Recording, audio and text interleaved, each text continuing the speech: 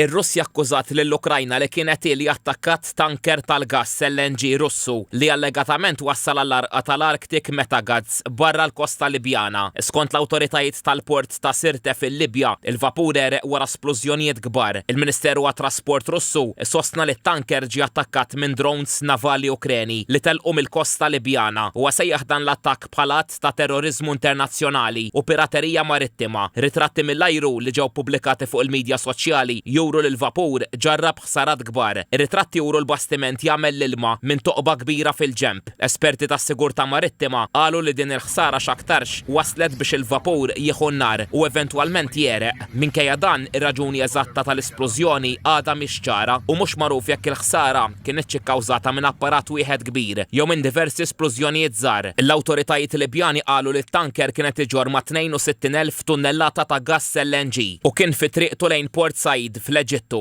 dan wara li telaq mill-port Russu ta' Murmansk. Intant rapporti oħra konfermaw li 30 membru tal-ekwipaġġ ġew salvati kollha. Fi stqarrija l-armata qalet li l-ekwipaġġ instab qawwi u sħiħ f'dajsa ta' salvataġġ fih dan iż-żona ta' tiftix u salvataġġ Libjana madwar 130 mil nawtiku fit-tramuntana tal-port ta' Sirte. L-awtoritajiet Libjani wissew biex ebda vapur ma jersaq lejn il-post tal-arqa minħabba riski ta' sigurtà u possibilità ta' kollużjonijiet. Fl-istess waqt, il-Korporazzjoni Nazzjonali ta' Żejt tal-Libja qalet li l-inċident ma kellu l-ebda impatt fuq il-provvista ta' żejt u l-gass jew fuq l-operat tal-portijiet Libjani. Żewġ membri abbord bastiment li l-bieraħ salvaw wara allegata splużjoni fuq bastiment tal-gass fl-ibħra internazzjonali se jkunu qed jingħataw assistenza medika fil-Libja. Filmat esklusiv li kiseb tvmnews.mt juri l-lanċa Libjana tersaq lejn il-vapur MV Respect li fuqu kien hemm l-ekwipaġġ salvat minn fuq l-Arctic Metagads. Sorsi spjegaw li l-lanċa Libjana marret biex tassisti żewġ membri abbord u ma se jkunu qed jingħataw assistenza medika fil-Libja.